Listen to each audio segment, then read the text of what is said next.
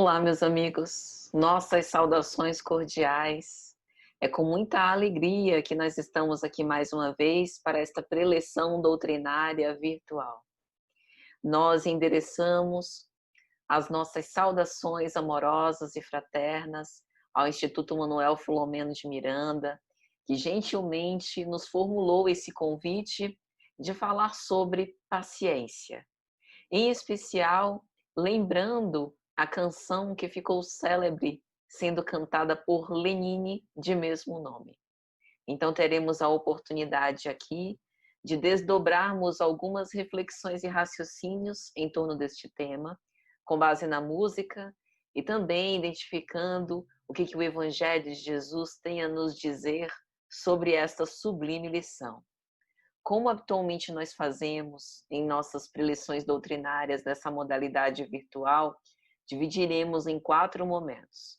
Inicialmente, nós leremos uma mensagem, e a mensagem escolhida está nesse livro Companheiro, pelo Espírito Emmanuel, psicografia de Chico Xavier. Essa edição especial foi um presente de uma amiga querida, mandar um beijo para ela, Sandra Galvão. A seguir, nós faremos uma prece de abertura aos nossos trabalhos, depois as reflexões sobre este tema e, por fim, mais uma prece para agradecer. Dito isso, então, nossos votos de muita paz e vamos pedir com sinceridade aos benfeitores espirituais que nos ajudem, que nos inspirem, a fim de que possamos escolher uma mensagem que possa nos aclimatar psiquicamente. Não raro, encontramos aqui e ali, no capítulo Tensão Emocional. Não raro encontramos aqui e ali os irmãos doentes por desajustes emocionais. Quase sempre não caminham, arrastam-se, não dialogam, cultuam a queixa e a lamentação. E provado está que na Terra a tensão emocional da criatura encarnada se dilata com o tempo. Insegurança, conflito íntimo, frustração, tristeza, desânimo, cólera, inconformidade e apreensão, com outros estados negativos da alma, espancam sutilmente o corpo físico, abrindo campo a moléstias de etiologia obscura, à força de se repetirem constantemente, dilapidando o cosmo orgânico. Se consegues aceitar a existência de Deus e a prática salutar dessa ou daquela religião em que mais te reconfortes, preserva-te contra semelhante desequilíbrio.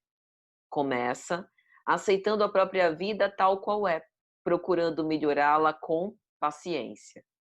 Aprende a estimar os outros como se te apresentem, sem exigir-lhes mudanças imediatas. Dedica-te ao trabalho em que te sustentes, sem desprezar a pausa de repouso ou entretenimento em que se te restaurem as energias. Serve ao próximo tanto quanto puderes. Detente no lado melhor das situações e das pessoas, esquecendo o que te pareça inconveniente ou desagradável. Não carregues ressentimentos. Cultiva a simplicidade, evitando a carga de complicações e de assuntos improdutivos que te furtem a paz. Admite o fracasso por lição proveitosa, quando o fracasso possa surgir. Tempera a conversação com o fermento da esperança e da alegria. Tanto quanto possível, não te faças problema para ninguém, empenhando-te a zelar por ti mesmo. Se amigos te abandonam, busca outros que te consigam compreender com mais segurança. Quando a lembrança do passado não contenha valores reais, ouvida o que já se foi, usando o presente na edificação do futuro melhor. Se o inevitável acontece, aceita corajosamente as provas em vista, na certeza de que todas as criaturas atravessam ocasiões de amarguras e lágrimas. Oferece um sorriso de simpatia e bondade, seja quem for. Quanto à morte do corpo, não penses nisso guardando a convicção de que ninguém existiu no mundo sem a necessidade de enfrentá-la. e trabalhando e servindo sempre, sem esperar outra recompensa que não seja a bênção da paz na consciência própria, nenhuma tensão emocional te criará desencanto ou doença, de vez que se cumpres o teu dever com sinceridade, quando te falte força, Deus te sustentará. E onde não possas fazer todo o bem que desejas realizar, Deus fará sempre a parte mais importante. Olha que mensagem bonita. Tensão emocional. Não é outra tônica da nossa reencarnação num planeta de provas e expiações, em que diariamente nós somos defrontados com as dificuldades, com o conflito, para que nós possamos resolver um a um com paciência.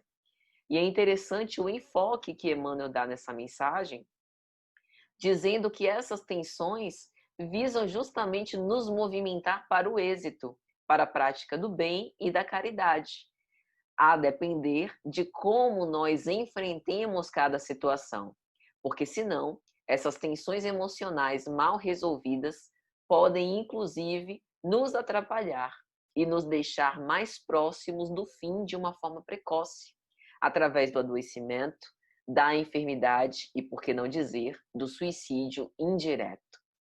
Guardemos então o ensino e vamos orar. Divino amigo e mestre Jesus, Pai de misericórdia sem fim, nós nos irmanamos neste momento, utilizando a tecnologia, a fim de que possamos nos conectar psiquicamente a vós, Senhor. Vem ter conosco, abençoa os nossos bons propósitos de refletir em torno do Teu Evangelho Redentor. Inspira-nos para que possamos nos ater àquilo que é essencial na Tua mensagem. Ampara-nos em nossas fraquezas e vulnerabilidades. Sede, portanto, conosco, mestre amigo, hoje, agora e sempre. Que assim seja. Então, meus amigos, estamos hoje diante de uma abordagem deveras especial.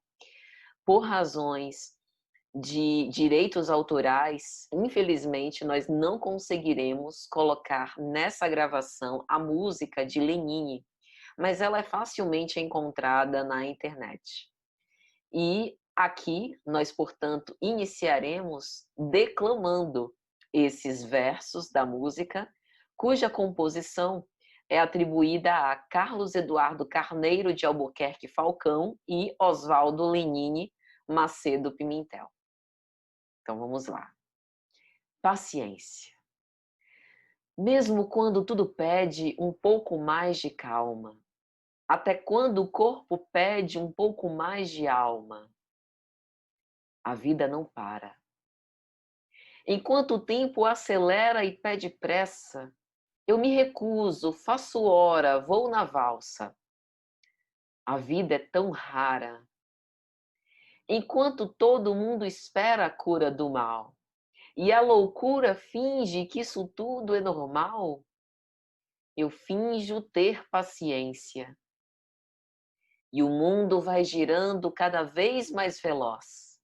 A gente espera do mundo e o mundo espera de nós. Um pouco mais de paciência. Será que é o tempo que lhe falta para perceber? Será que temos este tempo para perder? E quem quer saber? A vida é tão rara, tão rara. Mesmo quando tudo pede um pouco mais de calma, até quando o corpo pede um pouco mais de alma, eu sei, a vida não para. A vida não para. A vida não para, não. Essa canção é bastante inspiradora, especialmente no momento em que nós estamos vivendo. Nós passamos por um flagelo que, qual aguilhão invisível, acometeu-nos a todos em esfera global. Por isso que nós chamamos de pandemia. Mas este aguilhão tem uma função muito especial, que não está de todo revelada ainda para nós. Mas a parte da sua função que nós já conseguimos depreender é que ele visa nos movimentar, nos tirar da zona de conforto, fazer com que a gente repense hábitos, práticas, atitudes, pensamentos.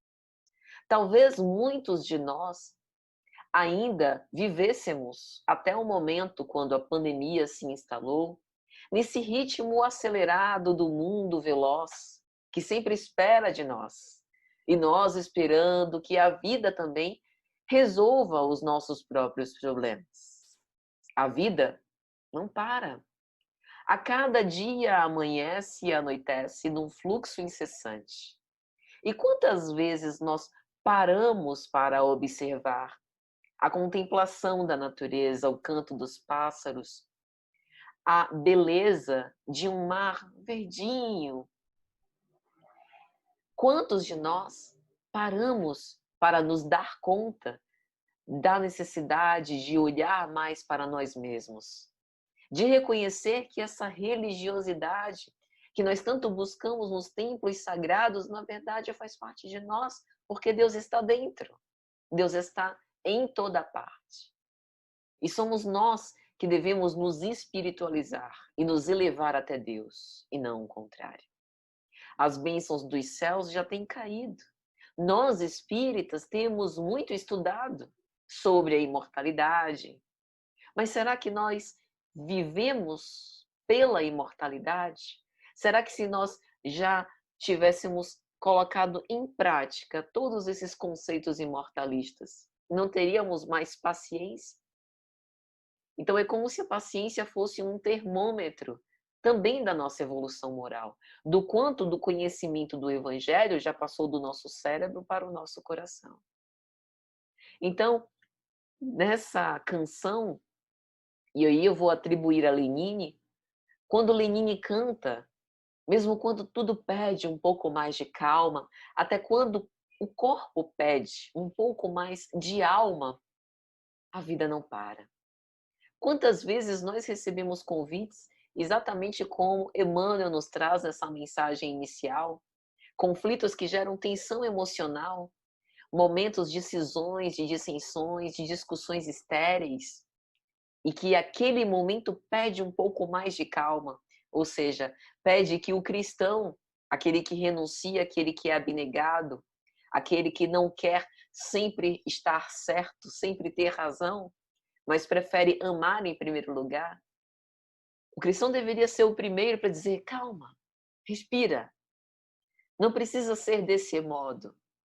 É aquele que coloca a dose de água para aplacar o incêndio devastador. É aquele que antes de fazer pensa, reflete no que é o melhor,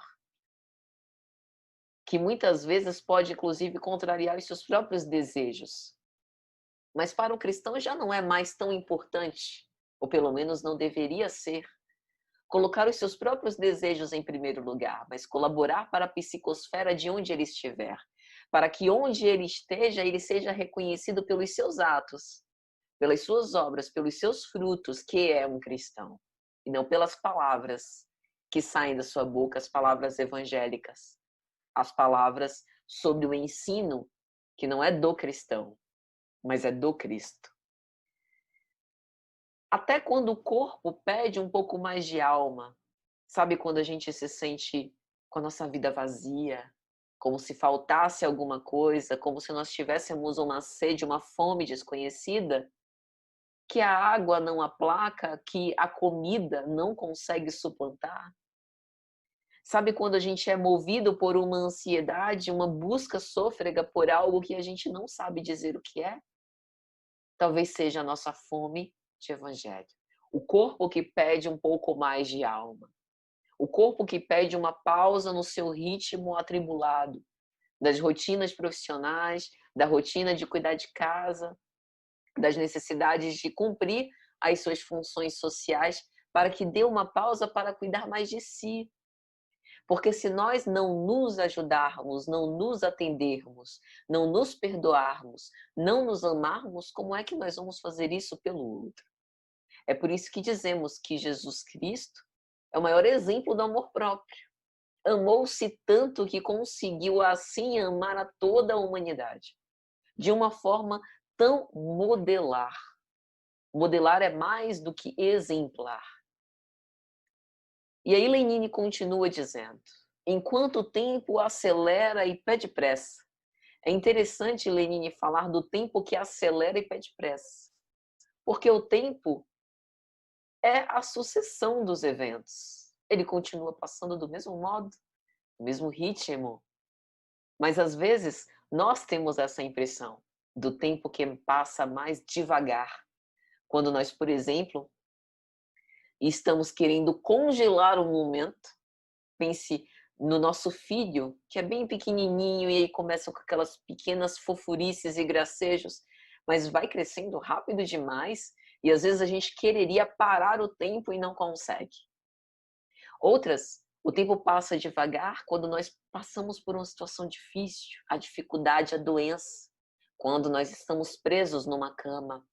Essa enfermidade que parece demorar a passar. E o tempo, ao invés de acelerar e pedir pressa, parece que pede de nós paciência. Porque a nossa vivência emocional é desprazerosa. E tudo que a gente gostaria, aliás, Sigmund Freud já tinha estudado isso na psicanálise, né? Que o funcionamento psíquico é regido pelo princípio do prazer. Então, o tempo inteiro nós estamos querendo evitar o desprazer e buscar o prazer. O tempo que acelera e pede pressa é também um retrato da nossa sociedade. Veja o ritmo, por exemplo, da dinâmica de redes sociais fortemente carregadas de imagens, como é o Instagram, como é o Facebook. A gente vai rolando a timeline e parece que aquilo não tem fim, parece um buraco negro. É uma sortidez de imagens e a gente vai consumindo aquilo sem ter tempo para elaborar. Uma imagem mais acima que nos impactou, às vezes nos congela, mas segundos depois nós já desconectamos e já passamos para outra.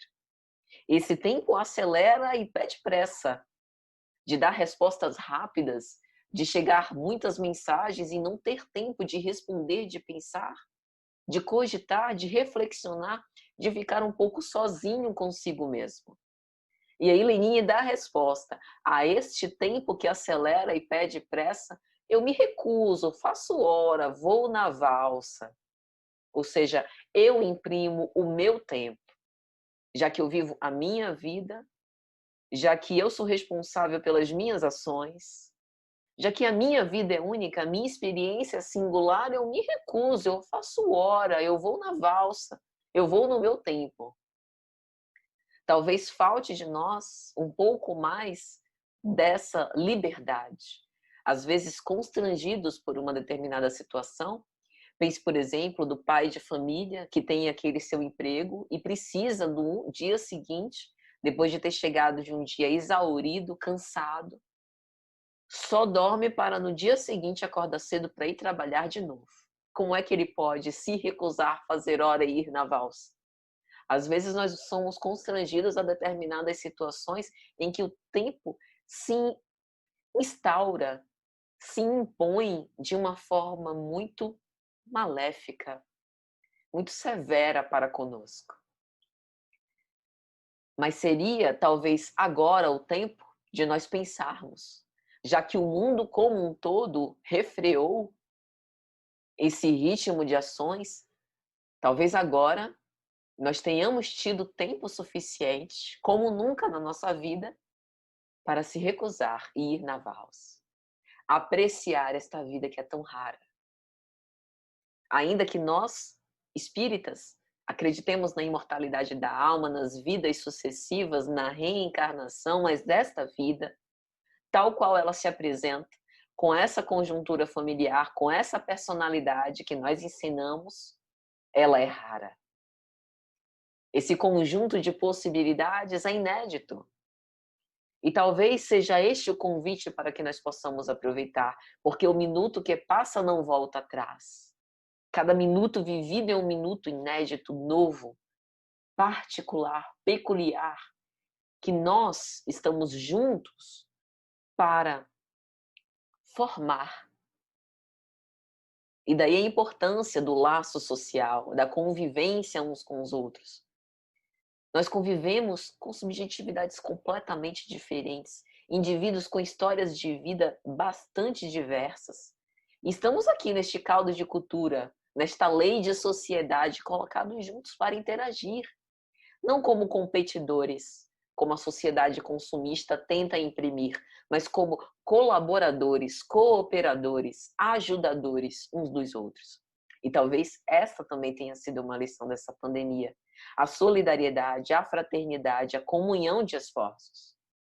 A vida é tão rara. E aí Lenine continua.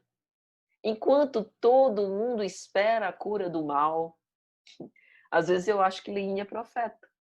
Porque ele acabou antecipando o momento que nós estamos vivendo agora.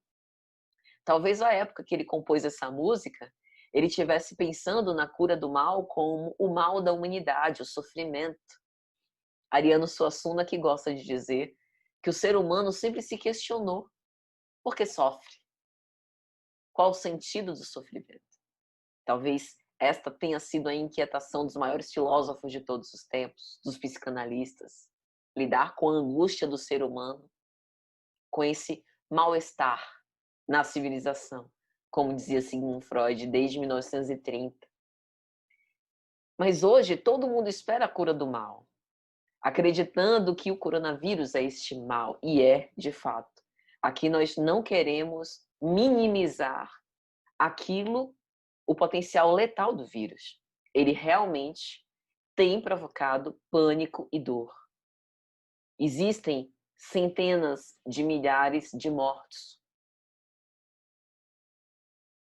Famílias que foram devastadas, que precisam lidar com este luto inesperado, de uma forma bastante trágica e dolorosa. E aqui nós nos solidarizamos.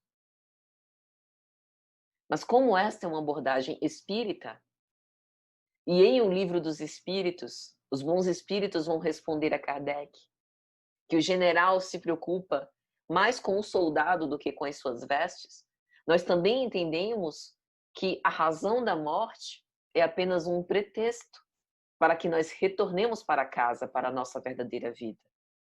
Nós acreditamos que esta é apenas uma experiência dentre tantas que nós temos na solidariedade dessas reencarnações.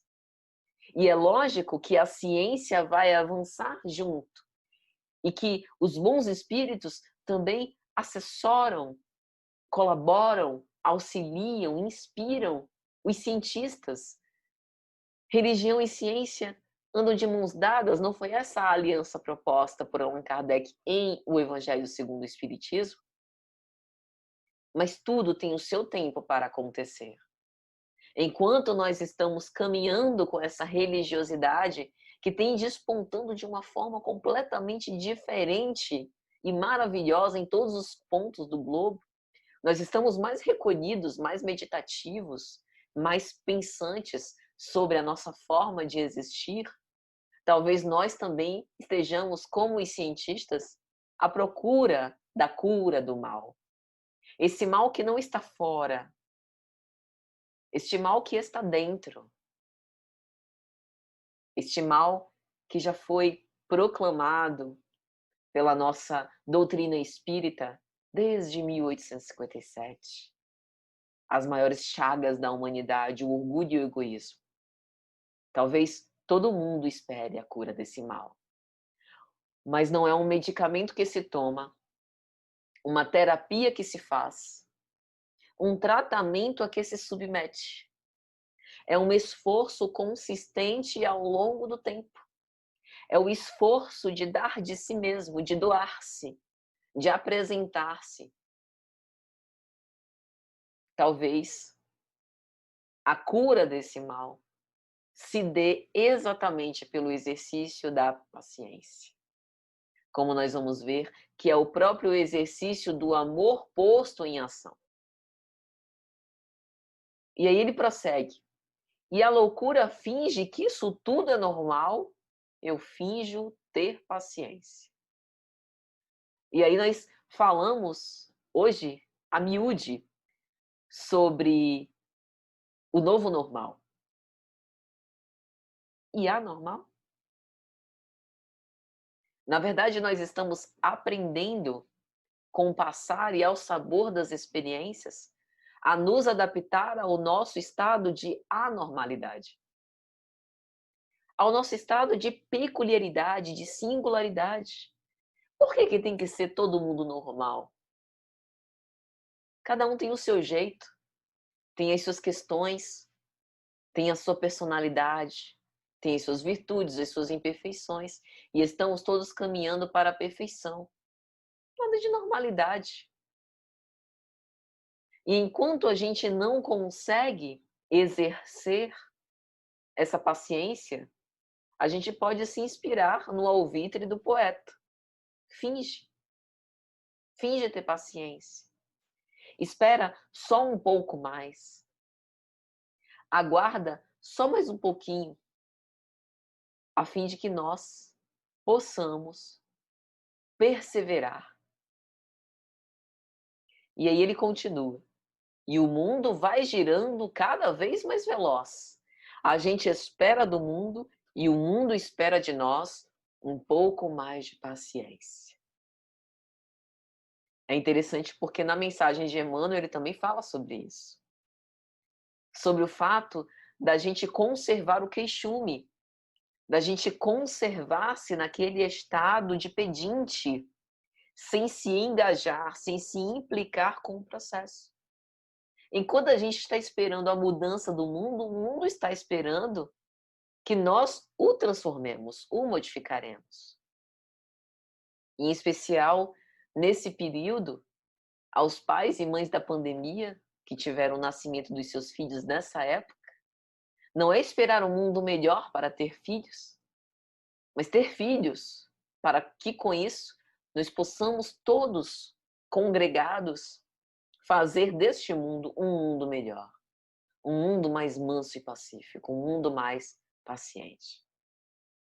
E aí Lenine começa com as suas inquietações tão pertinentes. Será que é tempo que lhe falta para perceber? Será que temos este tempo para perder? E quem quer saber? A vida é tão rara. Do mesmo modo como os filósofos se inquietaram ao longo dos séculos, meditando sobre as causas metafísicas, sobre a origem da vida, sobre o que é Deus, sobre uma causa superior, se o universo foi criado por uma inteligência ou se foi fruto do acaso, qual a razão do sofrimento, qual a razão do existir, qual o significado existencial.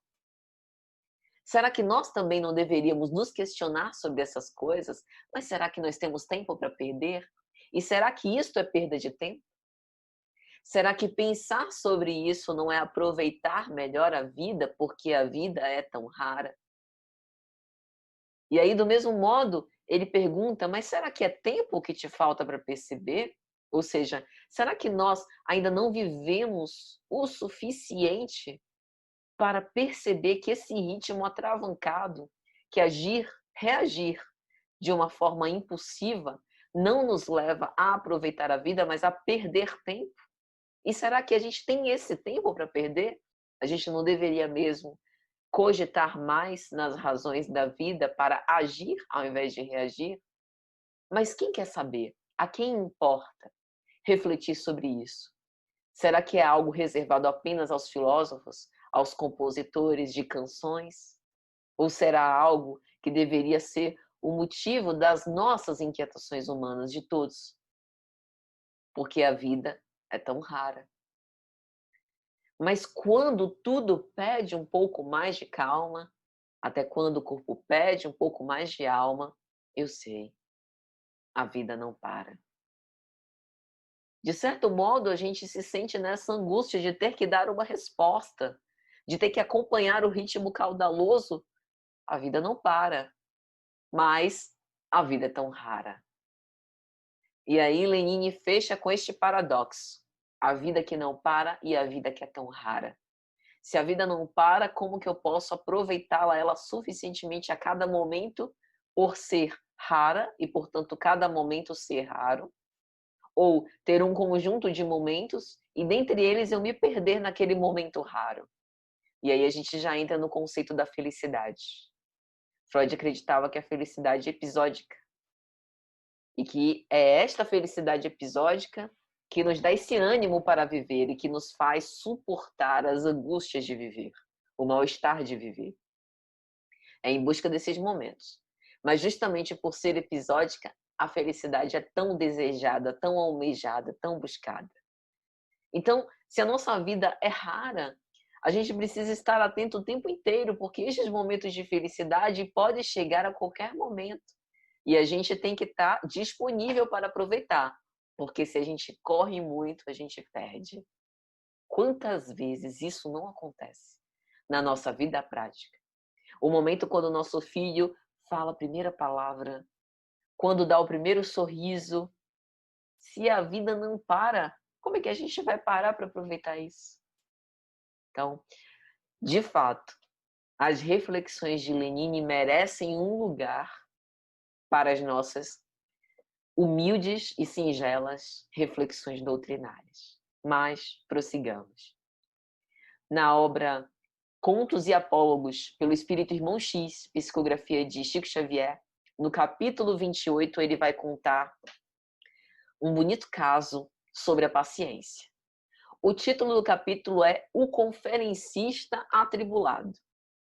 Eu não sei se vocês se identificariam, mas eu fiquei boquiaberta, porque paciência é conquista consolidada ao longo da perseverança. Todos nós conservamos momentos de impaciência, momentos de insurgência, passamos por dissabores, perdemos a cabeça, como se diz, sentimos raiva, são as emoções. Mas como a gente responde é o que nos diferencia, ou pelo menos é o que nos deve diferenciar agora como cristãos espíritas. Então, Irmão X vai contar o caso do nosso amigo orador Gustavo Torres, que se preparava para fazer uma preleção doutrinária como essa, em torno do Evangelho. E aí ele buscava na Bíblia, em outras fontes, em Evangelho segundo o Espiritismo, em outros livros, aquelas pérolas interpretativas, o jogo de palavras, as melhores entonações de oratória, para que sua palestra emocionasse todos que escutassem. E enquanto ele escolhia as melhores citações, as mais bonitas, as mais tocantes, a sua serva, né, a moça que trabalhava na sua casa, o serviu de um chocolate quente. E coitada, com o peso da idade, sem ter condições de cuidar adequadamente da sua saúde dos olhos, já com a idade avançada, sem enxergar direito, não percebeu quando um mosquito pousou sobre o chocolate de Gustavo. E assim que ele recebeu aquela xícara e percebeu o mosquito, achou aquilo uma afronta. Tomou para o pessoal e brigou severamente com ela. Mas será que você não percebeu isso? Você está pensando que eu sou o quê? Desequilibrou-se emocionalmente.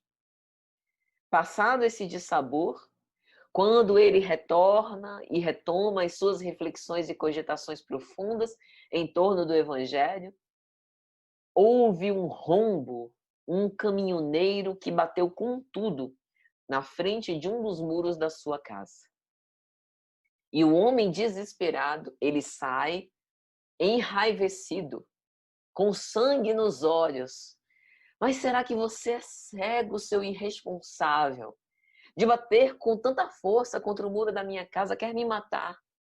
E o caminhoneiro, cabisbaixo, profundamente trêmulo, dizendo: Senhor, me desculpe. Eu não quis fazer isso, mas é o que meu filho está com uma enfermidade há tantos dias delirando. E eu não tenho mais concentração direito para dirigir, mas eu preciso vir trabalhar. E então, ele liga para a polícia para poder resolver aquela situação. Vai para dentro de casa, quando volta, meninos sapecas, essas meninices que a gente faz quando é criança, correndo para lá e para cá na frente da casa, acabaram pisoteando todos os cravos que Gustavo Torres havia plantado na véspera, detonando o seu trabalho. E aí, depois daquela confusão toda, com a empregada, com o caminhoneiro, com os meninos, a polícia na porta, diligente, atenciosa, que ele, enfim, retoma para o seu trabalho de fazer as suas notas para a preleção doutrinária, lê no papel. Quando Jesus domina o coração, a vida está em paz. Será que Jesus já dominava aquele coração? E aí nós também poderíamos pensar, será que Jesus já domina o nosso coração? Porque se sim, a vida está em paz. Ensinar com palavras é bem diferente de instruir com exemplos. Então aqui a gente aprende algo muito interessante com essa história. Paciência é exercício pessoal e intransferível. Não dá para dar paciência a ninguém. A paciência é exercitada ao longo da convivência, se a gente não desistir antes. Então, se a gente pede ao alto, Senhor, concedei-me paciência, se prepare. Porque vem aquelas situações para nos levar à raiva. A impaciência é o teste. Porque com o reino dos céus é assim. Lições práticas. Virtude é um dom, não é um dom acabado, como se fosse uma condecoração que a gente apresenta no nosso peito. Virtude é qual uma pedra preciosa que precisa ser lapidada com o nosso esforço, com o nosso trabalho. E para isso precisamos dar mais de nós mesmos. Mas talvez a mais bela mensagem em torno da paciência esteja no Evangelho segundo o Espiritismo. Um espírito amigo que se atribui, pelo menos popularmente, é assim divulgado entre nós espíritas, a autoria de Joana de Ângeles. Em 1862, essa mensagem foi escrita, capítulo 9 de O Evangelho segundo o Espiritismo, Bem-aventurados os mansos e pacíficos. No item 7, a paciência. A dor é uma bênção que Deus envia aos seus eleitos, vai dizer o Espírito amigo. Não vos aflijais, portanto, quando sofrerdes, mas pelo contrário, bendizei a Deus Todo-Poderoso que vos marcou com a dor neste mundo para a glória no céu. A ideia não é de fazer apologia ao sofrimento. Aqueles que não conhecem com profundidade o ensinamento cristão se aproveitam destas frases fora de contexto para dizer que os cristãos fazem apologia ao autoflagício, que a gente gosta de sofrer. É bem diferente. A gente entende que a dor é a lição nessa experiência terrena, transitória, para que nós possamos alcançar a finalidade. E qual é a nossa finalidade? Ser perfeito. Para que a gente possa alcançar a perfeição moral, é preciso passar pelas provas, pelos testes, pela dor. Se estivesse já enraizado em nós este amor sublime, esta comunhão perfeita com o Pai, já seríamos mansos e pacíficos e, portanto, pacientes. Como ainda não somos, precisamos passar pelas situações que nos causam dor, pela nossa inabilidade de estar em conformidade com a lei divina. Então é como se a dor fosse nos aprumar, fosse aquele cajado que nos levasse de novo para a reta correta. Então, bendizei a Deus que vos marcou com a dor neste mundo, porque o reino de Deus não é deste mundo, como dizia Jesus. A dor agora, para a bênção depois. Mas não é simplesmente um regime de recompensa, do tipo, te dou uma aflição, você suporta com cristandade, cristamente, e depois eu te dou a recompensa da glória no céu. O raciocínio não é esse. Esse é o raciocínio mais infantil, mas a gente já pode raciocinar de outro modo. Nós espíritas já podemos raciocinar do seguinte modo: olha, Deus oferta aos filhos mais jovens aqueles mais experientes como vitrine. Somos os cristãos. E os cristãos, sendo vitrine, eles passarão pelas provas e precisarão a ensinar com base no modelo do Cordeiro Divino. Então, em todos os passos da nossa marcha, o que Jesus faria se ele estivesse no nosso lugar? Não é querendo se igualar com Jesus, mas como ele é o nosso modelo, ele é o que na psicanálise a gente chamaria do nosso ideal.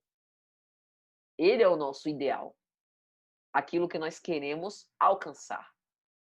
Então, se é ele que nós queremos alcançar, nós vemos que em todos os passos Jesus sempre foi paciente. Nunca se irritou. A gente ainda se irrita por conta do nosso estágio de imperfeição. Mas é justamente pela repetição das provas e absorvendo o ensino que a gente vai vencendo. Então, bendigamos a Deus por nos dar essa chance, porque Ele está nos dando a oportunidade de nos aproximarmos da finalidade, que é a perfeição. Perfeição relativa que é dada ao homem alcançar. E aí o Espírito Amigo continua.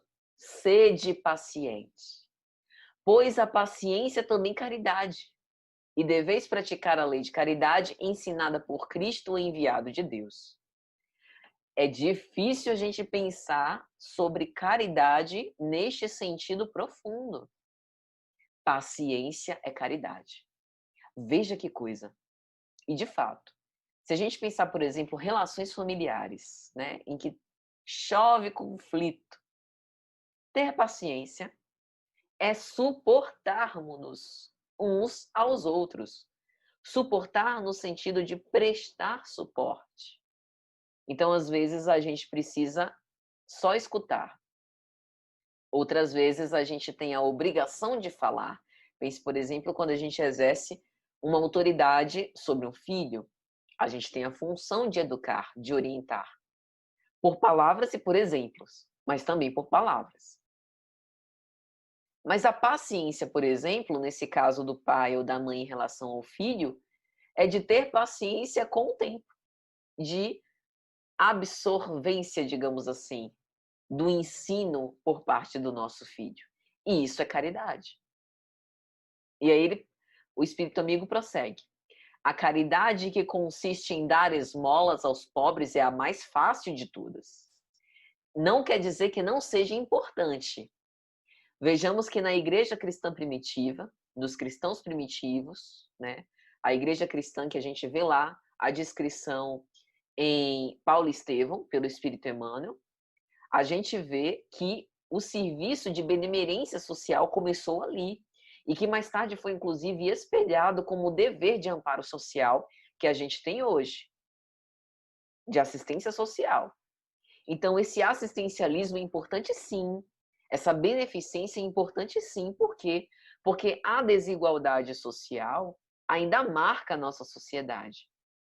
Então, existe ainda pessoas vivendo na faixa da miséria. Não fosse esse esforço conjunto, essas pessoas não teriam nem condição de passar por essa reencarnação. Iam morrer de fome nos primeiros anos de vida, não fosse essa assistência. Então, é importante sim. Mas a gente vê lá, por exemplo, se eu não me engano, no capítulo 6 de Atos, a reunião dos apóstolos para designar quem ia cuidar do quê. Então, tinha quem cuidasse da assistência social, tinha quem cuidasse da pregação evangélica. A famosa instituição dos sete auxiliares dos apóstolos, que inclusive Estevão começou a ajudar e começou a cuidar dos enfermos. Então, mas essa caridade é a mais fácil, por quê? Porque eu só preciso ter alguma coisa para dar. E olha que até nesse tipo de caridade, às vezes a gente se embola. Quantas vezes a gente vai distribuir alguma coisa na rua e a gente ou algum amigo nosso que está conosco se irrita, quer bater boca com quem está na rua? Quantos casos eu já presenciei? E aí a gente, nesse momento, que a gente faz? Ora.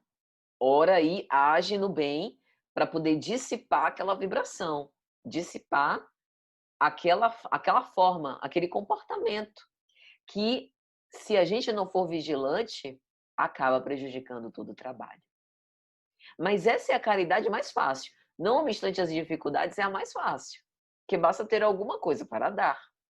Às vezes a gente não precisa nem de entregar.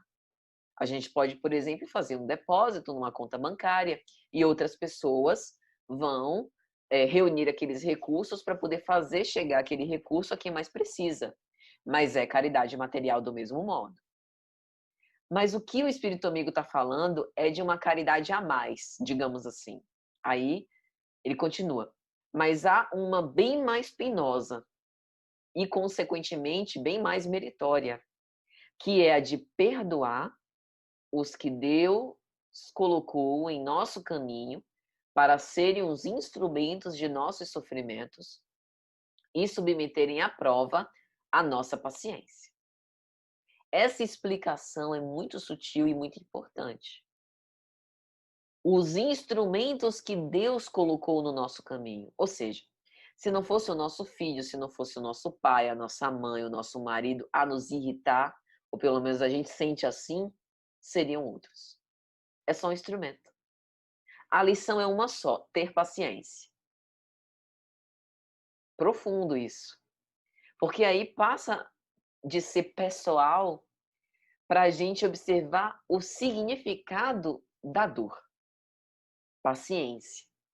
Ou seja, lição. Para que eu possa exemplificar e desenvolver a paciência, vai doer. Porque amar dói. E aí o Espírito Amigo continua. A vida é difícil, bem eu sei, constituindo-se de mil nadas, que são como alfinetadas que acabam por nos ferir. Mas é necessário olhar para os deveres que nos são impostos e para as consolações e compensações que obtemos, pois então veremos que as bênçãos são bem mais numerosas do que as dores. Ou seja, olhar para mais alto, porque todas as vezes que a gente olha cabisbaixo, a gente fica passando por aquela situação de uma forma mais pesarosa. E aí continua. O fardo parece mais leve quando olhamos para o alto do que quando curvamos a fronte para a terra. Coragem, amigos, o Cristo é o vosso modelo. Sofreu mais do que qualquer um de vós, e nada tinham de que o acusar. Enquanto tendes a espiar o vosso passado e de fortalecer-vos para o futuro. Perfeita colocação. O Cristo resume tudo o que pode acontecer com o ser humano durante sua passagem pela Terra. Ingratidão, traição, incompreensão dos irmãos, abandono dos apóstolos, dos amigos mais queridos, pena de bandido sem ter cometido crime algum, enfim. E olha que ele não tinha o que espiar. E a gente tem a nossa prestação de contas. E o convite para que, com base na aflição, nós vamos aos poucos nos fortalecendo para lutas maiores. Isso é interessante, porque as nossas lutas a gente vai passando de fase e vão ficando mais complexas. Sede, pois, pacientes. Sede cristãos. Esta palavra resume tudo. Ser cristão é ser paciente. Sempre a gente vai conseguir? Nem sempre. Mas haveremos de sempre tentar. Agora, cuidado com esse sempre tentar. Ah, mas eu tentei. E aí já faz uma cara de má vontade, né? Tentou nada. Em geral, a gente sempre subestima as nossas capacidades. Não consigo, para mim chega, não aguento mais. Sempre aguenta mais um pouquinho. A gente sempre larga a corda um pouquinho antes do que realmente aguentaria. Mas cada um de nós sabemos das nossas resistências individuais. E aqui a gente não quer dizer o que cada um deve fazer, mas estamos repetindo as palavras do Evangelho, segundo o Espiritismo, dizendo que cristão paciente. E aí, meus amigos, o que é esta paciência? Como é que eu sei se efetivamente estou conseguindo exercitar esta paciência? Tem alguns sinais. Resistir aos impulsos inferiores. Vem a emoção da raiva. A vontade que me dá é de responder, é de bater, é de espernear, é de arruinar, é de falar, é de fazer alguma coisa. Mas eu me contenho. Exercício da paciência. Disposição em agir no bem incansavelmente. Há uma mensagem de Emmanuel que ele vai dizer que o bem é o nosso advogado em toda parte. O que significa dizer que nós, todas as vezes que nos incentivarmos, nos colocarmos para agir em prol do bem, estamos ganhando resistência moral, estamos ganhando recursos psíquicos para poder lidar com as frustrações, com as intolerâncias, com as impaciências de uma forma melhor. Paciência é medida de tolerância para com os outros, porque os outros também precisam ter paciência conosco. Às vezes a gente não pede, não lembra disso. Paciência também é saber esperar. Porque às vezes a gente quer que um desejo seja realizado, mas não é o melhor para nós naquele momento. Saber esperar. E outras vezes a gente diz, mas eu tenho paciência, eu sou uma pessoa muito paciente. Mas o problema é que fulano, é que cicrano tira qualquer um do eixo. Faz qualquer um perder a paciência. Recordemos Jesus.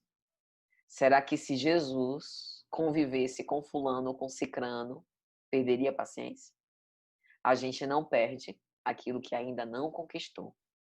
Por isso que as provas são sucessivas. A gente achou que tinha paciência, mas na verdade a gente ainda está ensaiando a conquista da paciência. Mas é assim mesmo. Tem provas que são mais difíceis do que outras, mas fulano e cicrano, como nós vimos, são apenas instrumentos. É como se fossem os nossos professores de paciência. Conservar o equilíbrio. Ou seja, não é negar as emoções, mas não obstante aquela emoção, eu conseguir me equilibrar e me compensar de modo a suavizar e me recompor, né? Com maior ou menor gasto de energia. Então, meus amigos, paciência é a lição necessária para a nossa vida aqui no planeta, porque passamos por desafios, perturbações, antagonismos, rebeldias, inquietações, provas, desencantos, tribulações, dificuldades, desilusões, infortúnios, prejuízos, problemas. E a paciência é, portanto, este recurso que a gente tem de manter o nosso equilíbrio. E aí, eu gostaria de lembrar da primeira epístola de Paulo aos Coríntios, o famoso hino à caridade, capítulo 13, versículo 4. A caridade é paciente e benigna. Verdadeira caridade é essa, que nós conservamos pelo amor, para que nós possamos passar pelas tribulações com coragem. Na obra O Consolador, pelo Espírito Emmanuel, uma obra maravilhosa, que tem uma série de perguntas e respostas sobre questões existenciais. E na questão 254, Emmanuel vai responder a seguinte pergunta: que é a paciência e como adquiri-la? É ideal essa questão para a gente fechar o nosso raciocínio, que é tudo que a gente quer saber, né? Qual o segredo da paciência? Então vamos aprender com Emmanuel. A verdadeira paciência é sempre uma exteriorização da alma que realizou muito amor em si mesmo, para dá-lo a outrem na exemplificação. Esse amor é a expressão fraternal que considera todas as criaturas como irmãs em quaisquer circunstâncias, sem desdenhar a energia para esclarecer a incompreensão, quando isso se torne indispensável. É com a iluminação espiritual do nosso íntimo que adquirimos esses valores sagrados da tolerância esclarecida. E para que nos edifiquemos nessa claridade divina, faz-se mister educar a vontade, curando enfermidades psíquicas seculares que nos acompanham através das vidas sucessivas, quais sejam as de abandonarmos o esforço próprio, de adotarmos a indiferença e de nos queixarmos das forças exteriores quando o mal reside em nós mesmos. Para levarmos a efeito uma edificação tão sublime, necessitamos começar pela disciplina de nós mesmos e pela continência de nossos impulsos, considerando a liberdade do mundo interior, de onde o homem deve dominar as correntes da sua vida. O adágio popular considera que o hábito faz a segunda natureza, e nós devemos aprender que a disciplina antecede a espontaneidade, dentro da qual pode a alma atingir mais facilmente o desiderato da sua redenção. Ou seja, disciplina própria, controle emocional, que tem tudo a ver com a mensagem de tensão emocional, uma forma de administrar essas tensões. Ou seja, as tensões nos ajudam a exercitar paciência quando a gente começa a disciplinar os nossos impulsos e educar a nossa vontade. E amando, primeiro a nós mesmos e depois aos outros, conseguimos lograr esse êxito. Então, meus amigos, já caminhando para o final, gostaríamos de terminar esta modesta preleção com uma mensagem muito bonita que está na obra O Essencial, pelo Espírito Emmanuel, no capítulo 2, intitulada Amor em Ação. Vai dizer Emmanuel: paciência em verdade e amor em ação. Todo bem traz por si paciência na base. A semente no solo aguarda tolerância. A árvore pede amor a fim de produzir. Que a paciência em nós seja a calma em trabalho. A grandeza do mundo é a paciência de Deus. Que nosso Senhor Jesus Cristo nos abençoe hoje e sempre. Muito obrigada a todos. Que esta mensagem seja de alguma sorte útil e vamos orar. Vamos nos aquietar, fechar os nossos olhos, permanecer nessa atmosfera sublime das reflexões elevadas em torno do Evangelho, agradecendo a Deus a oportunidade que nós temos de refletir nesse curto instante sobre noções de paciência, de disciplina, de amor e de caridade. Nós te rogamos, com a sinceridade que nos é peculiar, Senhor, tende misericórdia de nós e ajuda-nos neste exercício difícil. Que o Senhor nos inspire e proteja sempre. Abençoa a todos aqueles que passam por provas rudes, a enfermidade, que estão presos, que estão passando por transtornos emocionais, psíquicos, psiquiátricos, por aqueles que estão em busca de respostas para as suas questões, que andam inquietos e ansiosos. Que a vossa divina paz povoe o planeta, Senhor, e que as vossas vibrações de fraternidade e luz cheguem a todas as partes do mundo. São os nossos votos, com humildade e sinceridade. Que assim seja. Então, amigos, um grande abraço a todos e até a próxima, se Jesus permitir.